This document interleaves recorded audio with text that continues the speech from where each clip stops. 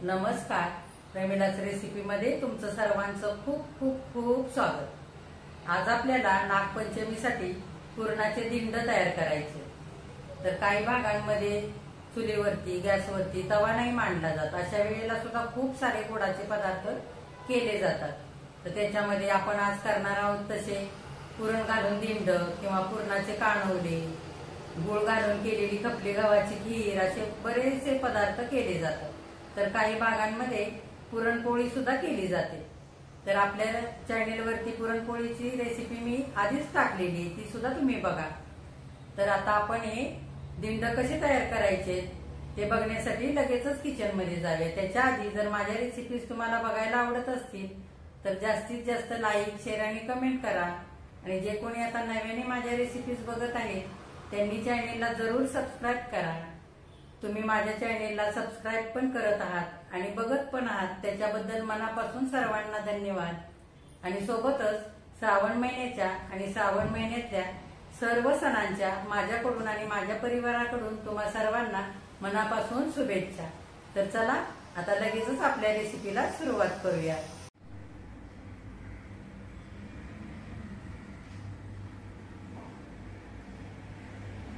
हे बघा, पुरणाचे दिंड करण्यासाठी ह्या वाटीने मी 1 वाटी चण्याची डाळ घेतली। 2-3 पाण्याने ती स्वच्छ धुतली आणि 5 तासांसाठी अशी भिजवून घेतली। हे बघा, छान भिजलेली आहे डाळ। तुम्ही ही डाळ रात्रभर सुद्धा भिजवू शकता। हे बघा, 2 तुकडे होत आहेत असे। आपल्याला आता ही डाळ कुकरमध्ये शिजवून घ्यायची आहे। आता डाळ शिजवून घेण्यासाठी मी कुकरचं भांड घेतलंय हे, त्याच्यामध्ये ही सगळी डाळ घालून घेऊया पाण्यासकटा।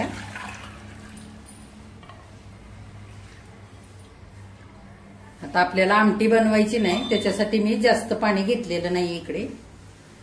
त्याच्यामध्ये आपण थोडंसं तेल घालूया, म्हणजे डाळ चांगली मऊ शिजते। आणि त्याच्यातच अगदी थोडीशी हळद घालूया, छान रंग येण्यासाठी। आणि आता आपण 4 शिट्ट्या काढून घेऊया, कुकरला लावूया हा डबा। आता मी डाळ कुकरला लावलेली आहे, मध्यम गॅस ठेवलाय आणि 4 शिट्ट्या आपण काढून घेणार आहोत। तोपर्यंत आपण पीठ मळून घेऊया। पीठ मळून घेण्यासाठी गव्हाचं पीठ घेतलंय। ज्या वाटीने डाळ घेतली तीच वाटी मी दाबून भरून हे पीठ घेतलेलं आहे। आपण परातीमध्ये घेऊया हे पीठ। त्याच्यामध्ये चवीनुसार मीठ घालायचं, हे बघा। आणि थोडंसं तेल घालूया, तेल कच्चंच घालायचं, साधारण अर्धा चमचा। तर हे एकजीव करून घेऊया आणि थोडं थोडं पाणी घालून आपल्याला हे पीठ मळून घ्यायचंय।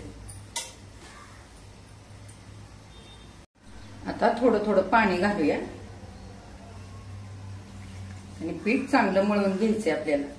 खूप सैल पण नाही करायचं आणि खूप घट्ट पण नाही मळून घ्यायचं आपल्याला। ह्या पद्धतीने मी चांगलं पीठ मळून घेतलेलं आहे। आता आपण अगदी थोडंसं तेल घालूया आणि एकदा चांगलं मळून घेऊया अजून।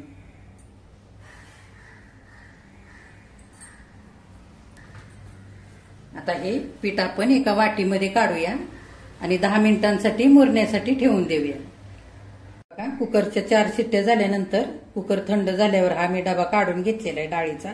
डाळ चांगली शिजलेली आहे, हे बघा, अगदी मऊसूत झालेली आहे मस्त। हे भिजवून घेतल्यामुळे छान शिजले 4 शिट्ट्यामध्येच। आता थोडंफार पाणी आहे ते आपण आधी गाळून काढूया। आता आपण डाळीतलं पाणी निथळून काढूया।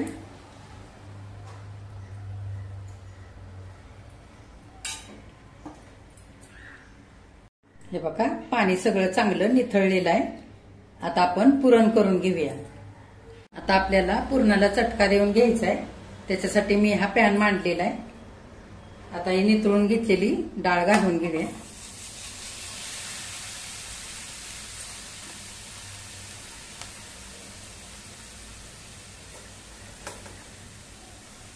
गॅस मध्यम ठेवायचा आणि डाळ चांगली हलवून घ्यायची।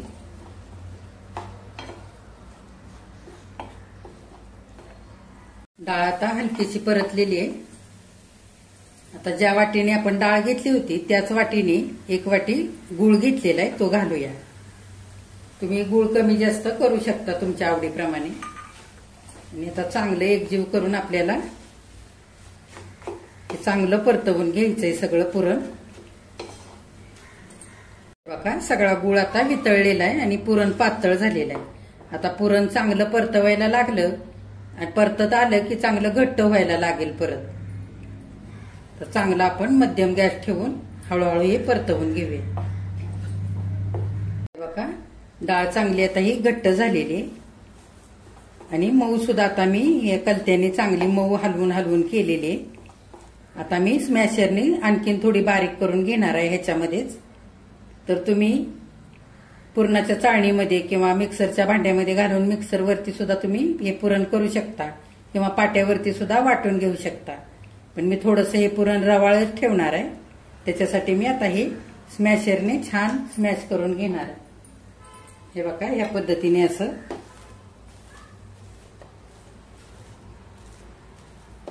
डाळ चांगली शिजलेली असल्यामुळे मस्त हे पुरण तयार होते. हे बघा वाटून पण घेण्याची गरज नाही, इतकं छान हे पुरण बारीक होतंय.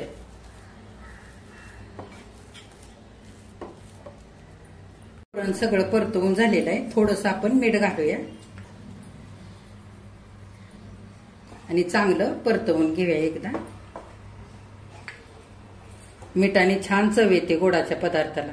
हे बघा जायफळ, सुंठ आणि वेलदोडा ह्याची साखर घालून अशी पूड केलेली ती 1 चमचा घेतली, ती पण घालूया आणि चांगलं हे पुरण आता एकजीव करून घेऊया.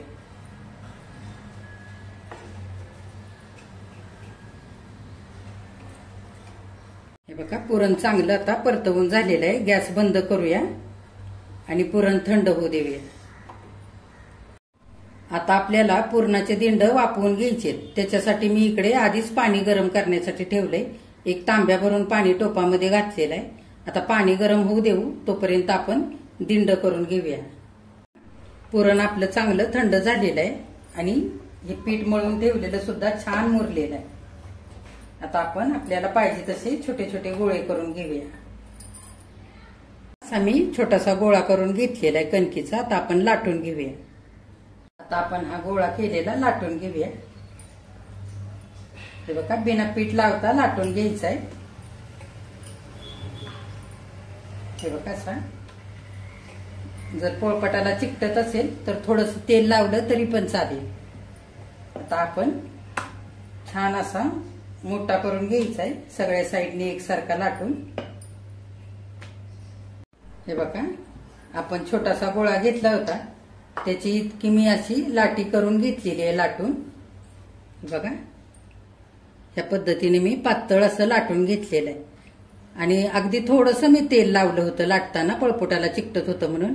ह्याच पद्धतीने असं पातळ करून घ्यायचं म्हणजे वरचं आवरण छान मऊ लागतं खाताना. आता आपण ह्याच्यामध्ये पुरण भरून घेऊया. आपल्याला आता पाहिजे तितकं पुरण आपण भरू शकतो. आता एक थोडासा असा पुरणाचा गोळा काढून घेऊया. हे बघा असा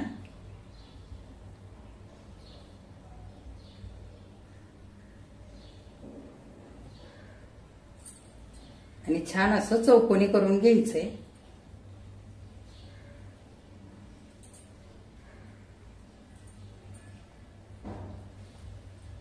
बघा पुरण भरून मी असं पुरणाला असा आकार दिलेला आहे असा. हे बघा असा लांबट असा चौकोनी.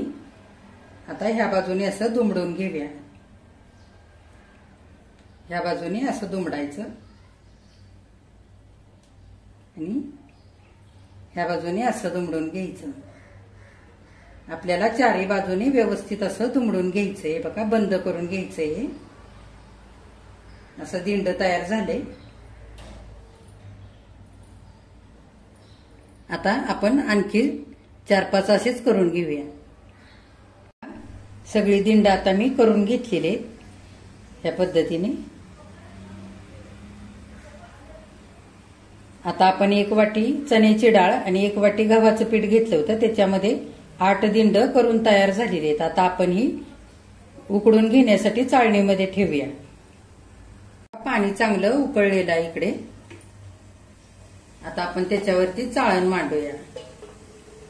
चाळणीला तेल लावून सुद्धा आपण दिंड उकडून घेऊ शकतो किंवा एक केळीचं पान सुद्धा चाळणीमध्ये ठेवून त्याच्यावरती पण उकडून घेऊ शकतो. आता मी हा सुती रुमाल घेतलेला आहे, हा ओला करून चांगला पिळून घेतलाय, तो मी चाळणीमध्ये घालणार आहे. काय या पद्धतीने मी चाळणीमध्ये घातलेला आहे. आता आपण दिंड ठेवून घेऊया.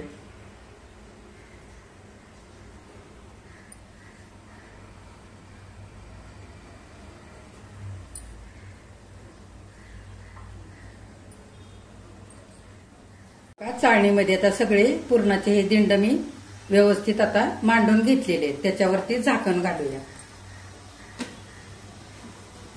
आणि आपल्याला फास्ट गॅसवरती 10 ते 12 मिनिटं चांगले आता हे पुरणाचे दिंड उकडवून घ्यायचे. आता साधारण 10 ते 12 मिनिटं झालेली आहेत. आपण हे पुरणाचे दिंड उकडण्यासाठी ठेवले होते. आता आपण झाकण उघडून बघूया.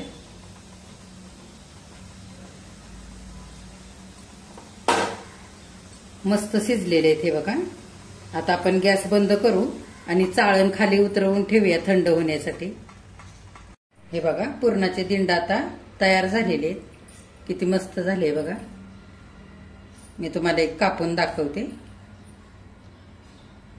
हे बघा किती मऊसूत झालेलं आहे.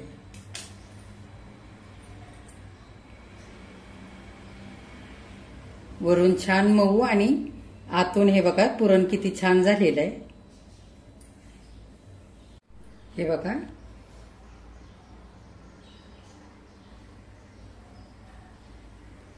ह्याच्यावरती छान असं तूप घालायचं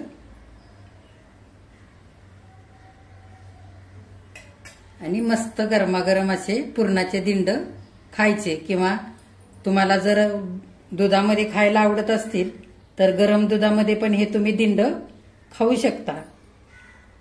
बघा पुरणाचे दिंडे आता खाण्यासाठी तयार झालेत. किती मस्त झालेत बघा. छान मऊ लुसलुशीत झालेत हे. तर आता हे पुरणाचे दिंडे करताना आपण वरच्या आवरणासाठी पीठ मळून घेतलं आणि ते छान मुरवून पण घेतलं. आणि आपण हे पुरणाचे दिंडे वाफवताना 10 ते 12 मिनिटच वाफवून घेतलंय. जर हे पुरणाचे दिंडे जास्त वेळ वाफवले तर वरचं आवरण खूप असं कडक होतं आणि खायला खूप असं चिवट लागतं. त्याच्यासाठी 10 ते 12 मिनिटच हे पुरणाचे दिंडे वाफवून घ्यायचे. तर आता नागपंचमीसाठी तुम्ही पण असे पुरणाचे दिंडे तयार करा आणि माझ्या चॅनेलला लाईक, शेअर आणि सबस्क्राईब सुद्धा जरूर करा.